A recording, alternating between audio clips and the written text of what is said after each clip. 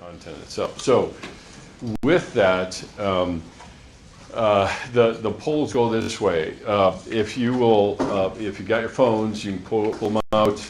You're texting DR Mitch, okay, MITSCH. That's the actual message, and the number is 37607 is the number that you're texting to. Okay, and you should get confirmation that you're in the poll. And say that again. Yeah, number is 37607, and the message you're putting in there is DR Mitch, all one. Don't forget the S. Okay, got everybody on board. Okay, so here's the first one, and it goes this way. Please complete this sentence. Never blank, you fill it in, enough. With whatever that is. And like I said, this phrase has been, I'm sure, kicked around in our heads enough, no pun intended, of course, that it will show up.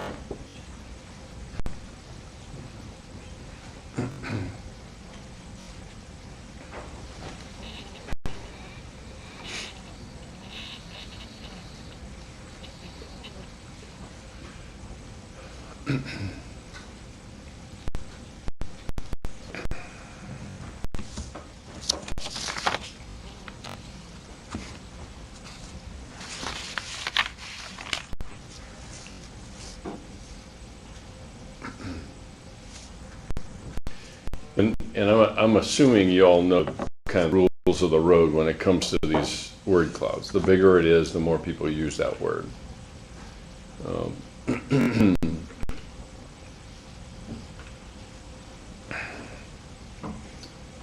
Now we may bump into the outer limits of how many are cheap, and so this is the free version.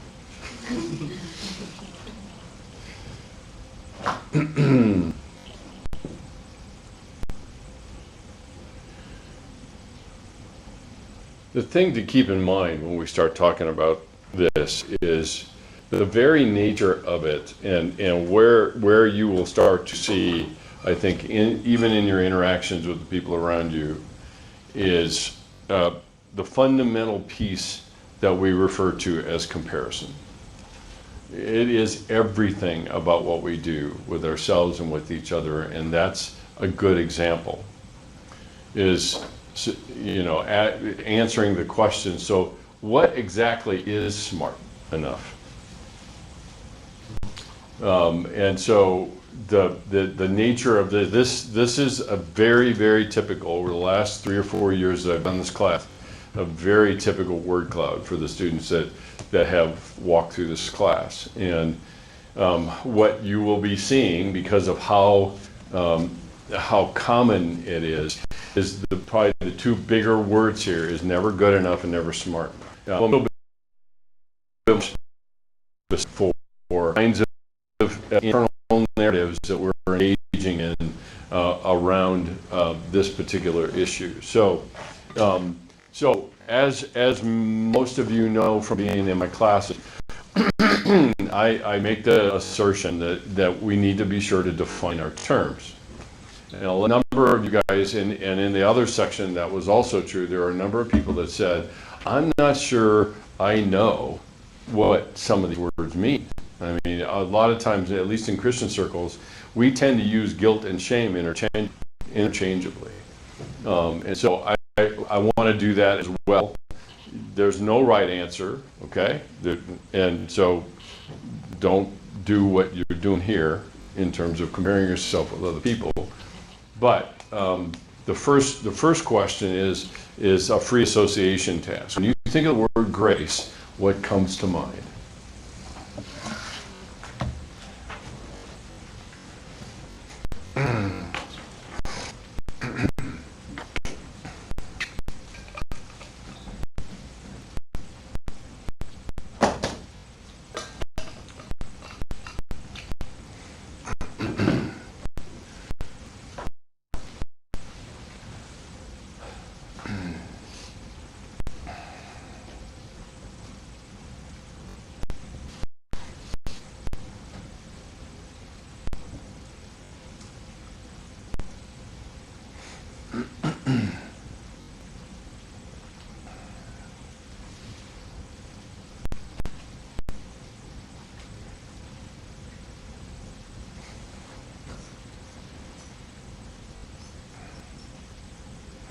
All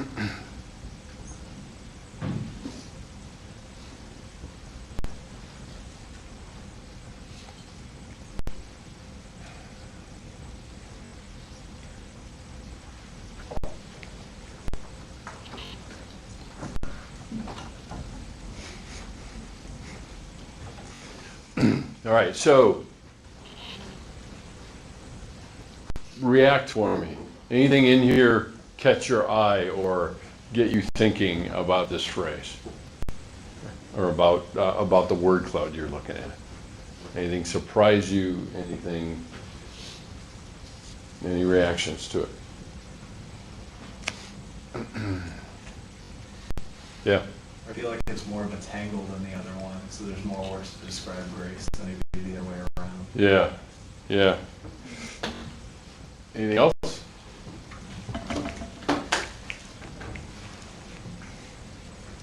Well, kind of in a similar way. Everything's kind of more lofty and like academic is kind of the wrong word, but it's all kind of Christianese words, where with the other class things are very like, Yeah.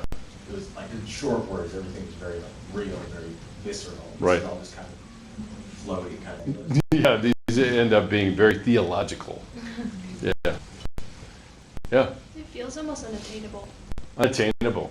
Somebody put in there. Oh.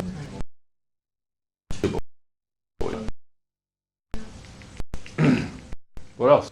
Any other reactions?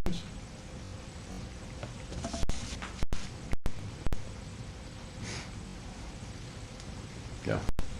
A lot of them are like things that are given to us, like mercy and sacrifice. But then there's unreachable, which is the opposite. Like it's not given freely. We're trying to work for it. Yeah. Yeah. Assuming something I have to do in return. Okay. Let's try another one. I think this is the last one. And this one's probably as revealing as the first one.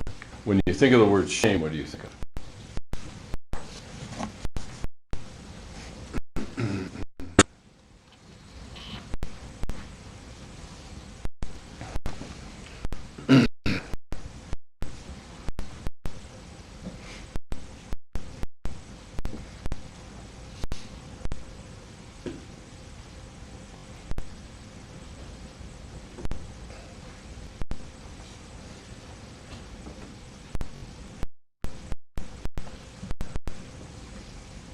We reached the limit.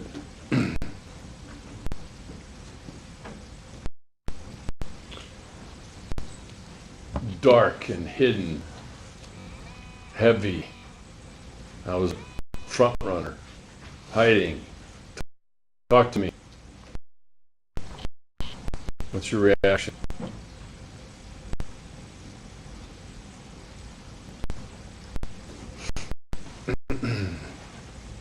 Shame is isolating. It's isolating. Absolutely. Actually, in some respects, when we say hide, I'm isolating. Anything else? Yeah. It's taboo. Yeah. Yeah. Sure.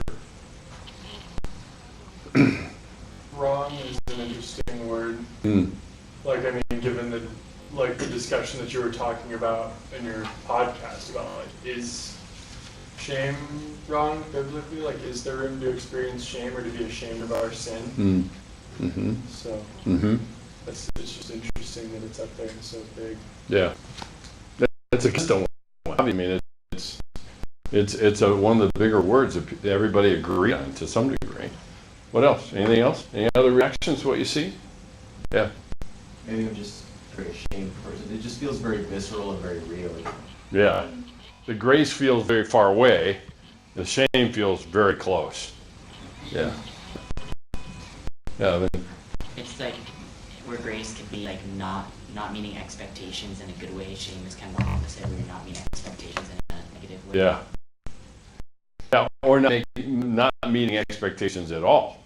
I mean, if we go back, take a look at this, and then move forward to the shame one. Take a good look. And then we go to this one. Anything jump out at you?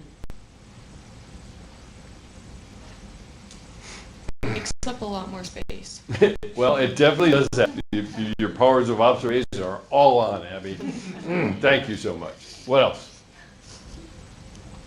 Yeah. This was less to do with the first five, but with the second, like somebody said unworthy, both in the grace and the shame. Yeah. It's interesting, isn't it? The crossover point. Yeah. What else? Anything else? Yeah. I feel like, even to touch on this last class, but like, shame a lot of the time is more like I am wrong instead of like I did something wrong. Mm-hmm. And with like the words of this, it seems like it's more like self-inflicting and like self-hate it talks about. Yeah. And with grace, it seems more like outside of ourselves, like you were saying, just about unreachable. Yeah. Yeah. I mean, Olivia pointed to that. I mean, it goes to the visceral thing that Rodrigo was talking about. Is this stuff is close in. It's really close in. The never enough idea is also very close in. And that's exactly, I think, in a lot of ways, what trying to tackle this subject is so hard.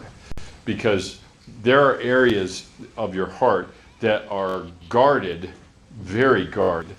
And I'll give you an example. Many, many years ago, when I was working with adolescents in the hospital, just on a lark, I thought I had some butcher block paper in the room. I was doing a group with them, and I was searching for a way for them to show me kind of what the contours of their heart looked like. And so I thought, great, well, get the markers out, get the butcher block out. I said, draw me what your heart looks like. And one young man, and I'll never forget this, and this is 30 years ago, one young man was fairly adept at drawing, and he created this kind of three-dimensional heart, but there was a door in front of it, there was a moat in front of the door, and there was a wall that went all the way around it, and dogs patrolling on top, and glass scattered across the top. And I commented to him, I said, and at that time, which will age this thing, I said, nobody short of Indiana Jones can get to your heart. He said, yeah, that's exactly the point. That's exactly the point. And so when we're trying to walk our way into these places, like I said to you on Monday, these condemned places of our heart, it's really hard to get there because there are obstacles everywhere. There are distractions everywhere. There's temptations to say, I'll do this later, okay? And I can tell you from working with people for a long, long time, that later can turn into 40 years later.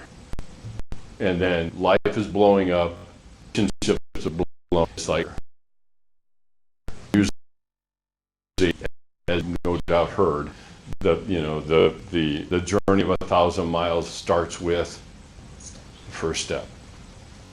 So put it off. Put it off. And I listen.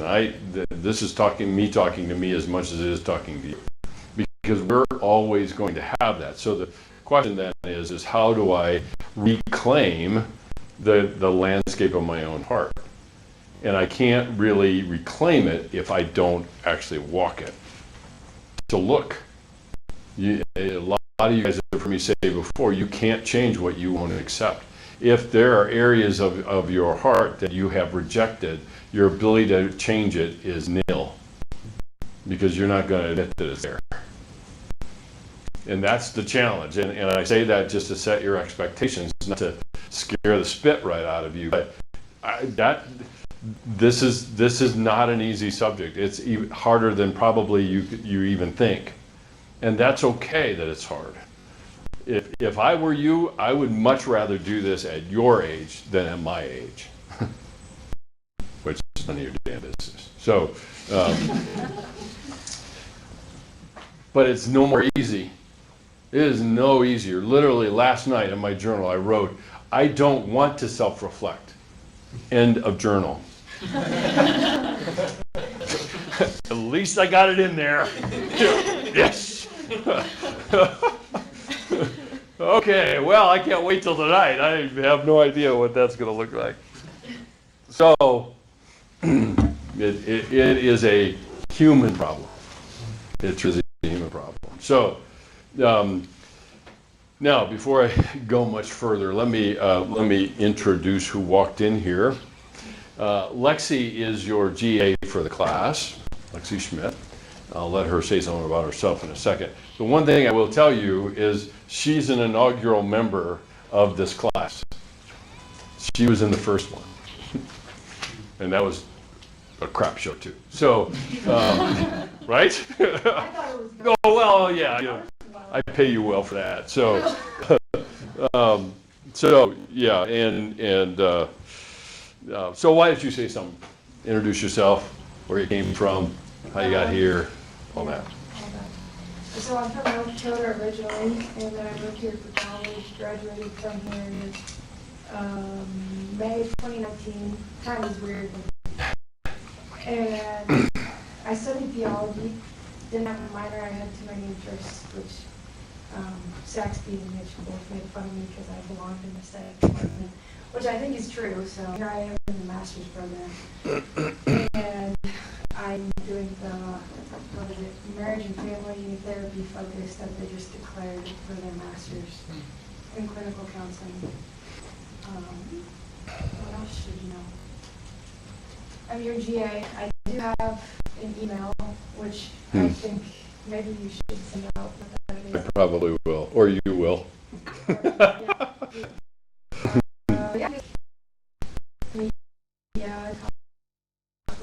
Process, whatever. And she knows the material because she's been down this road, so she knows what it feels like. Apparently getting slapped upside the head down again, but yeah. That's good. Okay. Okay, so let me continue.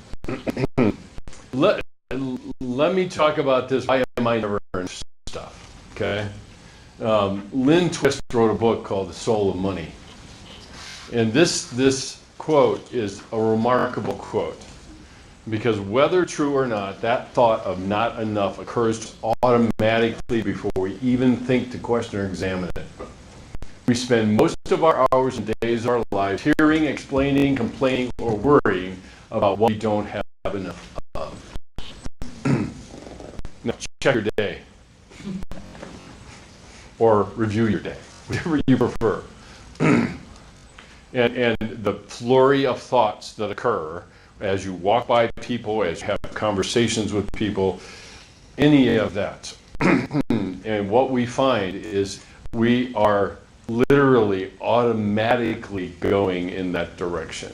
When we start groups up, that will happen. It will happen.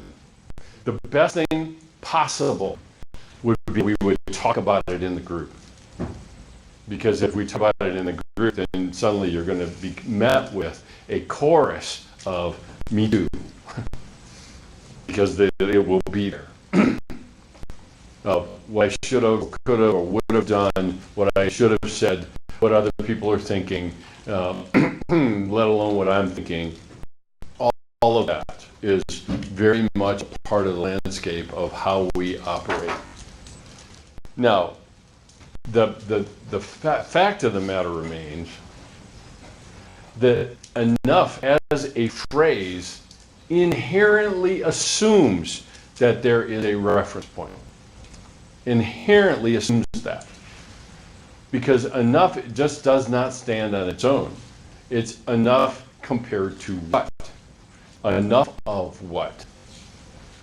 And the issue that I take with this is when somebody says, why am I not enough? We assume that that is the problem. You may or may not have listened to it, but I interviewed author KJ Ramsey on my podcast, and she wrote a book called This Too Shall Last. It's a book about suffering and grace.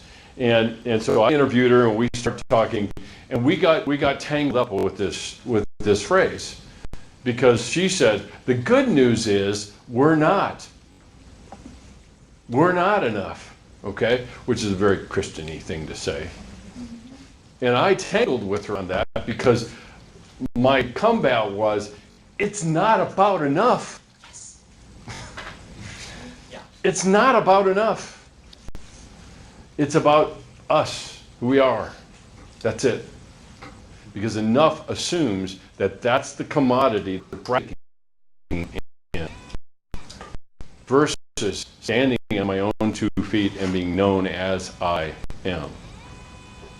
And I would add, if you've ever been in my office, I had a student that created something for me from a friend of mine who said, God loves you as you are, not as you should be, because you never will be what you should be.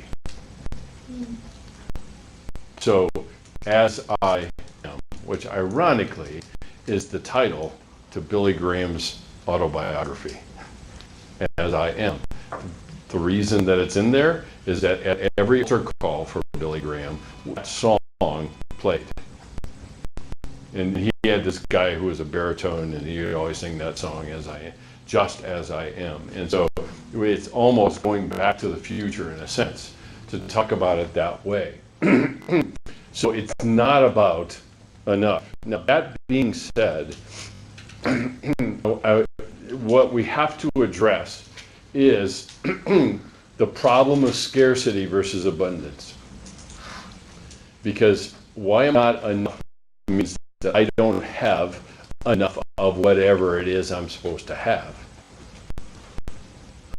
Which generally, when I'm always evaluating it, I am forever, because I'm the evaluator and I have to take me with me, I am forever in deficit.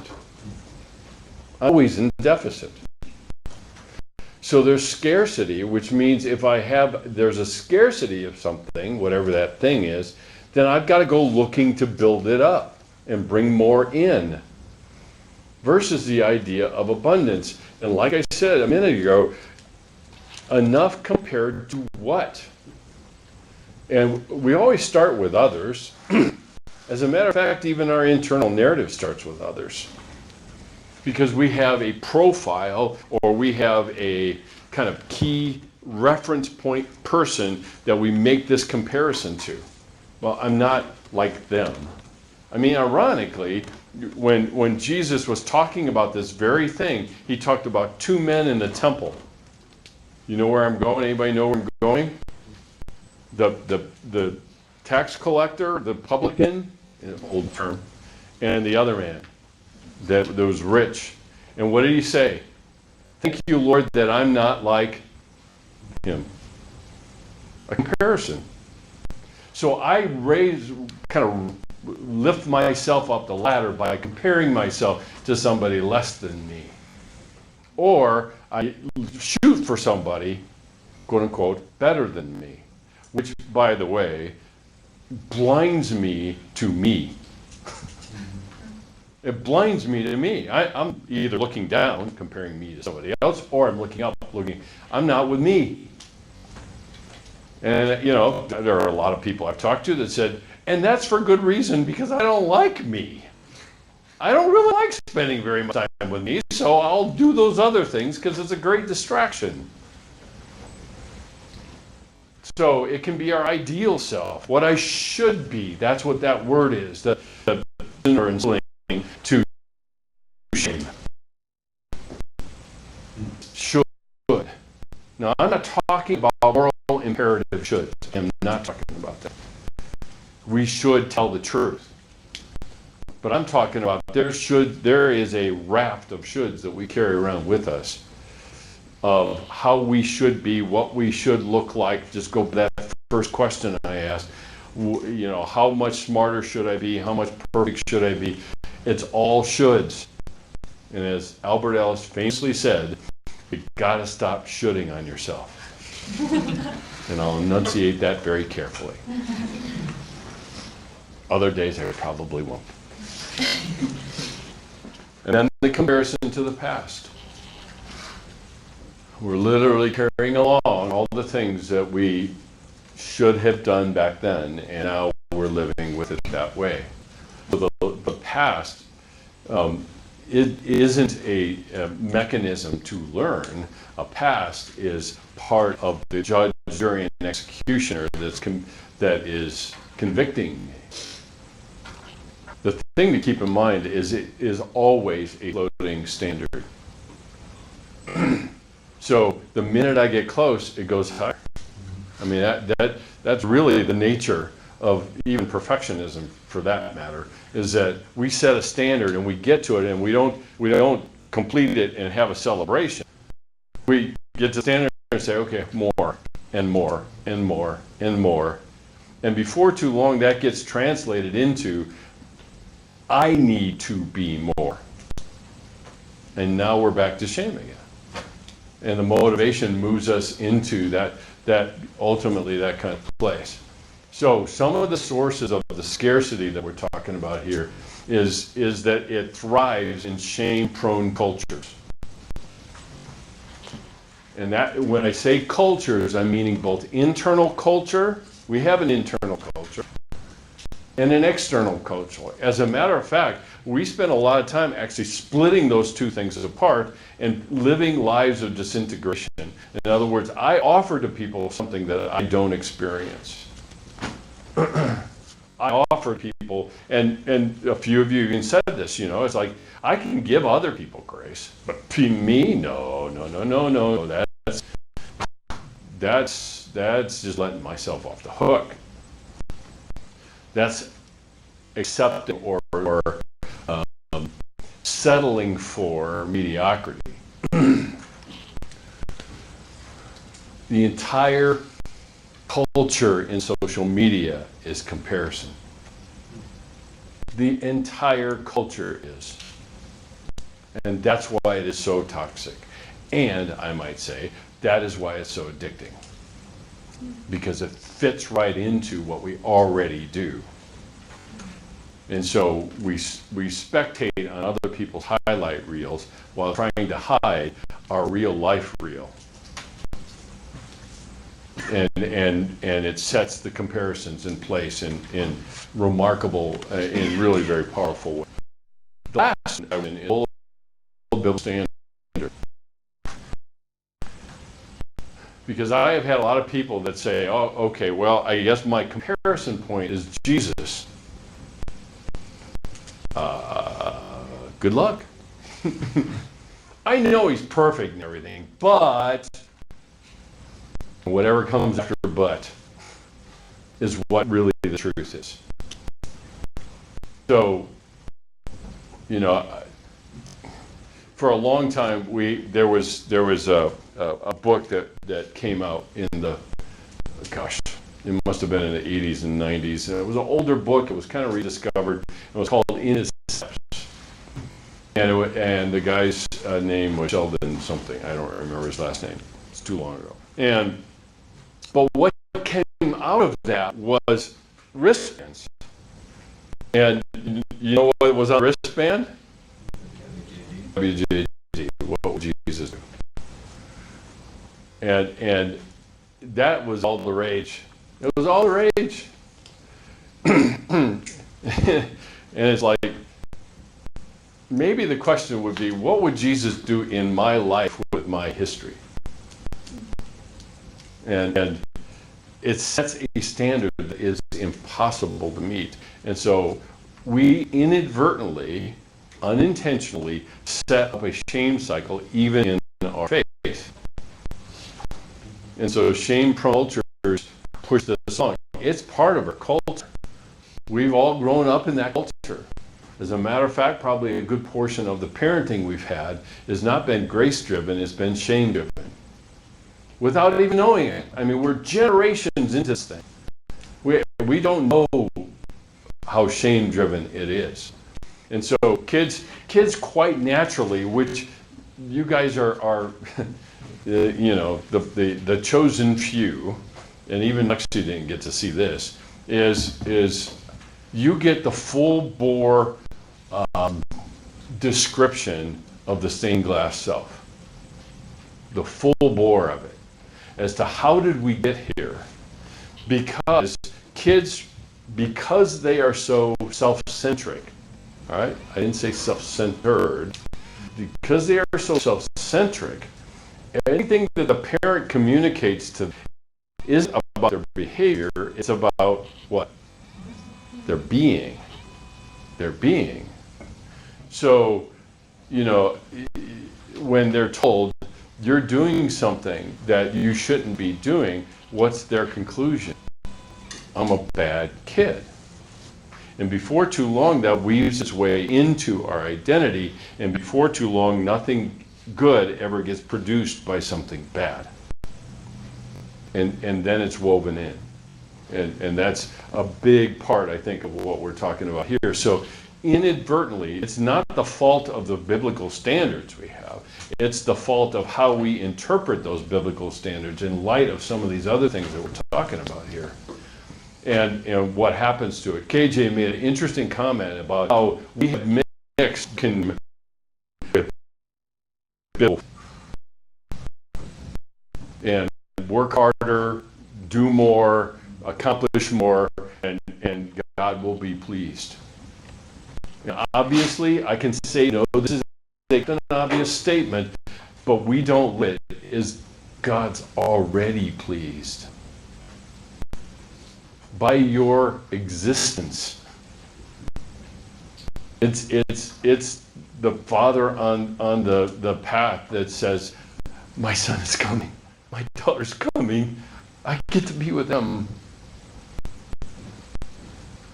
So there's nothing more to do. I had a lady that I've been talking to for a long time, and she said, so how do you mix working hard in the Christian faith and resting? And I said, you don't? Because resting produces its own outcome. Working hard produces its own thought process. And that's embedded in the thing I'm talking about here. So, Brene Brown, this is reminders of some of the things that you have read or have already heard. But her comment is the response to scarcity is wholeheartedness. And I find it fascinating that she uses that word. Because in Scripture, wholeheartedness, or having a whole heart, is rendered as integrity. And integrity, by its definition, is one whole thing. One whole piece of cloth, whatever it is. So the response to scarcity is upside down. Because we think scarcity, work to fill it. She is proposing, and I am too, based on all the years that I've talked to people, the response to scarcity is upside down and inside out. Is cultivating vulnerability and acceptance. Cultivating that. I didn't say performing it.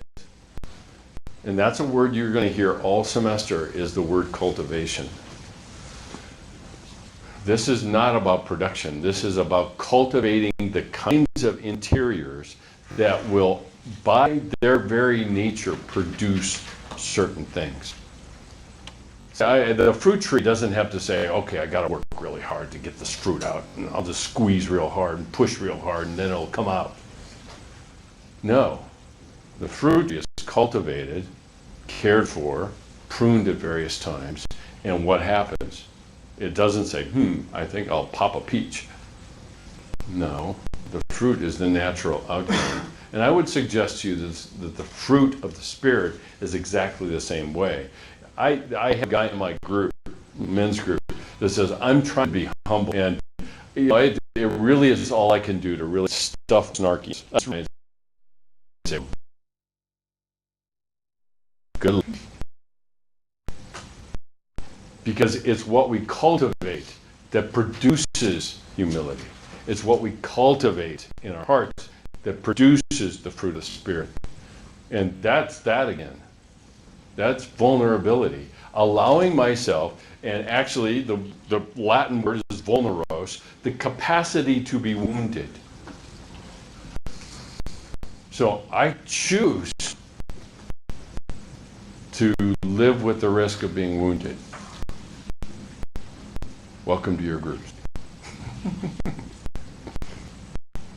The reason that we don't engage in vulnerability is because of this.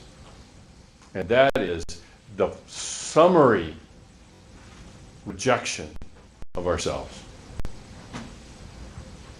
And for a lot of people, not everybody, but for a lot of people, we have already said to ourselves,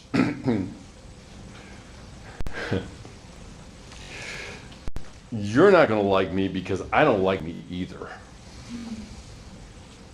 So I'm really not going to show that.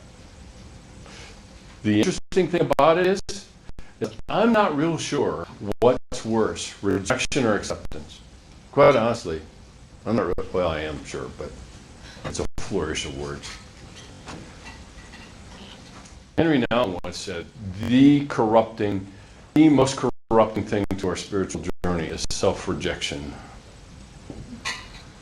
But when we're met with acceptance, we are confronted with a dilemma because somebody is lying. If I'm accepted as I am, either they're lying or I'm lying.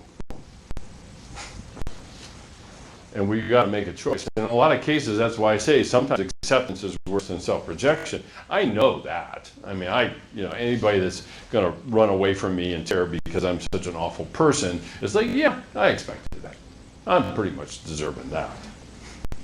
But somebody says, I see you, and I accept you as you are. It's like, this is your, pardon my phrase, but this is your oh shit moment. Because it's like, what do I do now? And that's acceptance so powerful. So scarcity tempts us into defining ourselves by diminishing resources, whatever those are. And David was referred to, and Brene Brown, I think is a person of faith. I don't know that she's of the evangelical ilk at all, but I can't help but think that she really chose wholeheartedness for a reason. And King David was actually referred to as not only as a man after God's own heart, but also wholehearted. If you go looking in Scripture in various translations, you will find that, which means what? WYSIWYG.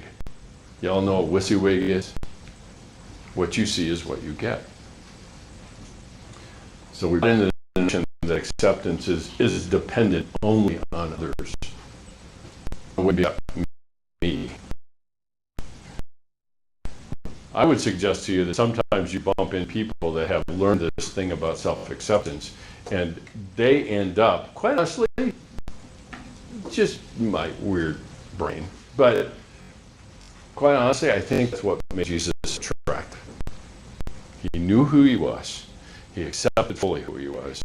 And people said, I don't want that. And they would always be around. So there's some supporting mythology to this. And the first thing is myth number one is vulnerability is weakness. And the interesting thing about this is how we tend to split this out. All right? We say we value vulnerability, but uniformly across both of these classes, the consistent theme was, I don't do vulnerability. I'll applaud in you. Oh, I'll applaud, that's great. But ultimately, we're conditioned and we are taught to avoid showing weakness for one main reason.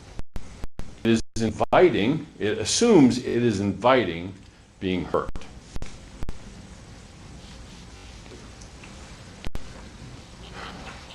So it creates this uncertainty, and it creates a level of risk that is unacceptable to most of us, and it creates this exposure that we do everything we can really to cover in one fashion or another.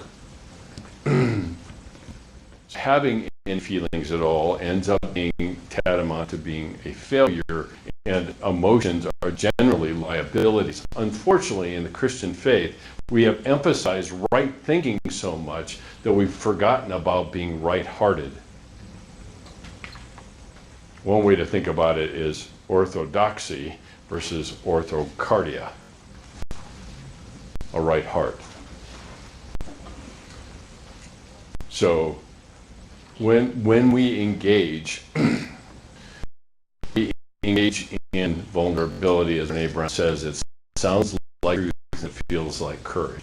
I love her definition of courage, and I've taken to using it all the time, because courage is not an act of heroism. Courage is sharing all of your heart with someone else. When you look at the word and take it apart, I'm somewhat of a word nerd, so I've done this. It's core, or cour, C-O-U-R, or in the French, C-O-U-E-R, is where we get the word cardia. And so it's speaking one's heart. Now, somebody who moves and is motivated by their heart for another, that's the heroism, right? That's moving on behalf of another. And that makes sense. But when we talk about courageous, we end up thinking of firefighters and people that do fight instead of sitting in group and saying how life sucks right now. We don't see that as courage. For some of us, we see that as stupid. Because I don't know these people. I don't trust whether they are or they aren't. Quite honestly, I share stuff from my heart, not for you. It's a side benefit. But I share stuff from my heart to own it. Because the minute I say it, now I own it. See, we've got a swirling vortex of stuff going on in our heads, and we don't bring it out because we're scared of it. And then if we bring it out, what's the thing? You know what I mean? See, we have all these little phrases, like, right? Or we can check it out. We want to know how it's being received. But the minute I articulate something, now I suddenly am owning that it's there. What's that called? Acceptance. And that it continues to, bump up against that. So Brown says this: far from being an effective shield, the illusion of invulnerability undermines the very response that would have supplied genuine protection. I often tell this story. It's about a rancher in Wyoming, and on his property he had a huge lay of land, and on this property he had a box canyon. You all know what that means, right? It's a canyon that doesn't have any exit. And so he was out mending fences, and he heard this commotion, and he thought, oh, goody, I might have some entertainment today. So he goes to the edge of the box canyon, and he goes and he sees that a herd of buffalo had gotten kind of caught in this box canyon with a pack of wolves around them. And as he watched, the buffaloes all put the young in the middle, all their heads together, and then as they sensed the wolf nearby, they would kick. They would kick away and basically fended off the wolf pack as a group. Okay? A few more days, a few more weeks pass, he hears the commotion again, and he said, oh good, I get to see the wolves get their butts kicked again. He goes to the edge of the box canyon and looks down, and what does he see down there is not a herd of buffalo, but a group of jackasses. And instead of putting their heads together, they put their rumps together. Do the math. So as the wolves, so they could see, but as the wolves come by and they kick, who do they kick? Each other. welcome to the church.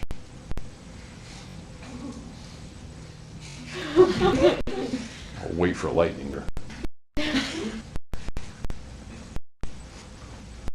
There's an old African proverb, and I'll show you a commercial that I ran across that I love that captures it. But the African proverb with missionaries and word of the group that was in Ghana, and one of the mental health workers told me this. She said it's very common, and the proverb goes this way: if you want to go fast, go alone. If you want to go far, go together. And that's what the buffaloes were doing. They put their heads together instead of being able to see. And so that's one. Vulnerability is weakness. The second one, well, no, not the one. Vulnerability is courage in you and inadequacy in me. More often than not, on a consistent basis, when we're in large groups of people, or we're in a class, or we're anywhere, and and somebody takes the risk to jump in and be courageous, in the sense of the word I mentioned before, we are intensely attracted to it. And I can say that from being a speaker and being a pastor, and any of those times that I take risks to be known, it always engenders courage in another person. But I always get comments. People will always come to me because it's like, I didn't know anybody else felt that. So I'm drawn to your vulnerability, but I'm repulsed by mine. And that's the dangerous waters we're in. It really, truly is. It's the dangerous waters we're running in with this. So it's really ultimately the crux of our problem. The second myth is, like I said, I don't do vulnerability. And if you don't do vulnerability, it'll do you. When we were children, we used to think that when we were grown up, we would no longer be vulnerable, but to grow up is to accept vulnerability. To be alive is to be vulnerable.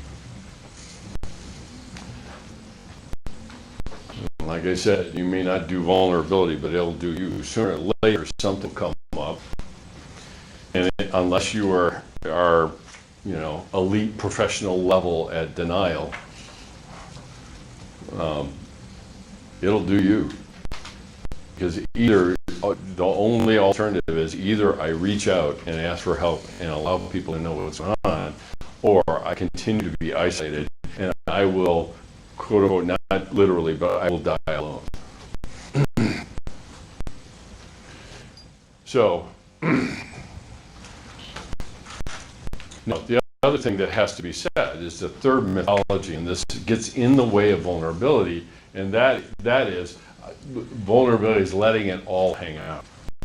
Okay? Oversharing, whatever you want to say. The one that exists in any of your rooms, wherever you're living, or in buildings like this, we have transparent glass. And every window has something on it. It's called the blind. In order to restrict the vision of people outside. So it's not about like all hang out. Whenever I start talking about this stuff, somebody will inevitably say, well, you mean I'm just going to air all my dirty laundry? And it's like, please no. Please, please no. Because ultimately, and this we have to take some time to talk about this, is boundaries very necessary, which means discernment to know who has shown their trustworthiness to be able to do that. And usually it's when they're mutually vulnerable with us. So it's not going just one direction. So based on those who've earned the right to hear it, and we're going to take time to talk about safe people. Unfortunately, some of you guys are in group process and this class, and you'll just get bludgeoned by it all semester. But ultimately, we need trust to be vulnerable, but we also need to be vulnerable to be trustworthy and to find trust. Those two things, it's a mutually interactive system. It always is. You can't have one without the other. And then the last one is I can go it alone. And that goes back to the African proverb I told you about. Yes, you can go alone. And you might be able to get a long, long distance. But you may not be able to get as far as if you did it with some other people. Locking arms, allowing ourselves to be known, and sharing resources. So courage is speaking from the heart, and it like I said, it is very contagious. And that's what you facing. That's the challenge you're facing with the groups, and I recognize that. I would not expect any of our groups that everybody's just going to go into shark-infested waters, deep waters, instantaneously. No, that would be dumb. You really don't know each other. But sooner or later, somebody might, and they might just show you that the deep waters is where deep connection exists. Because a lot of times the level of the water we're in limits how much connection we can have. And that's a big part of that. So, you know, the issue, a lot of the issue in here is the fact that courage is speaking fully from your heart. Vulnerability is a key component to engaging not only the connection that we need. Vulnerability ultimately is where grace is found. Because I make myself available to be wounded, yes, but also to be accepted. And that's the risk we take. So if we're committed, and again, this is something you guys have heard me say before, control and trust can't coexist. So, but trust and risk always coexist, always. You can't have one without the other. There is always going to be risk. So the mythology you'll be familiar with, you'll see it in the Bernie Brown book that I have you reading. Before I want to just introduce this before we quit, and then we'll get into the full measure of it. The break from the stuff that you're reading is what's coming up next, because I want to expose you to two different concepts that are vitally critical to doing groups well, okay? And the first one is becoming safe people. And so the thing that, and the reason I say that is that in most cases, if I were to stand down there at the bottom, the outside doors of Leprino and do a poll and ask people, are you a safe person? I would hazard to guess that it would be 90+% people say, yeah, I'm safe. Now, if I had a follow-up question to say, so define safe, I think I might be standing there a long time. Or they'd say, well, I keep a confidence, or whatever. But there's more to it than meets the eye, and so the interesting thing that we can get some understanding of is what happens when people are in relationship trouble. What do they talk about? Okay, what they talk about is the person doesn't listen to me. They're so perfect that they can't understand my struggles. That's self-editing statement. They feel distant. They try to control me. They make promises that they don't follow through on. See, all of these things point to different behavioral characteristics. Now, remember what I said a few minutes ago. We show what we're cultivating. Okay? And that's why, I keep pounding the table about what you do with your heart and how you handle your heart, because whatever you're cultivating there will show. But this is the stuff that people that are in relationship trouble tend to say. They don't listen to me. I tend to be my worst self with the person, whatever. The question would be, what does God say when he's in relationship trouble with people? And pay attention to this. He says, they're in their hearts, they're far away. They're unfaithful. They're proud and perfectionistic. They're unloving or judgmental. The thing that God does, but when he was choosing David, remember the conversation that he had with Samuel? He said, I don't look at the appearances, I look at the heart of the person. And he does that when he has relationship with people. So the trying to figure out what an unsafe person is does not make us judgmental, but it can make us discerning. Okay? So when we talk about this, we have to talk about it as, I'm not holding it over somebody's head. You're just an unsafe person, so I'm not hanging out with you. It is about the discernment of character. And we've gotten drilled so much with this idea, don't judge, you have no right to judge, blah, blah, blah, whatever that is, that we have not only done that, but we have also quit discerning the character of the people that we're in relationship with. And I've done lots of premarital therapy. I've worked with a lot of couples in marital therapy. I've done a lot of that. And that even happens there. People that are on the path to go getting married, and they haven't discerned the character of the person they're in relationship with. They know what attracts them. So the external characteristics. But we choose friendships, we choose on oftentimes outward appearances. That's where we start. But when we get in a relationship, we begin to experience the inside of that person. That relationship tends to show. We start to see patterns. And being able to be discerning about what those patterns are allows me to make some connections and some conclusions about how much of my blind do I need to pull down or how much do I need to have up. That's how we discern trustworthiness in it. So the reality is, by the time we get to this place and where you guys are, we have not gotten much training in discernment, in discerning the character of the person, because we're so afraid of judging people. When there's another element here that I'm talking about when I talk about discerning character. And we need to be able to do that. Now, we can kind of pick out somebody who's evil a mile away. But the reality is no human is uniformly evil. Very few are. Which means I got to discern the differences here somewhere. Now, are there people that are?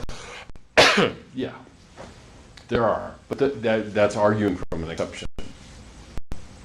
And C.S. Lewis made it very clear one time. We are a mixed bag of motives. And some of those are contaminated by sin that I need to be able to discern. So, getting to the point where everything's draining down my throat. So let me stop. Any questions or reactions so far? I'll turn the fire.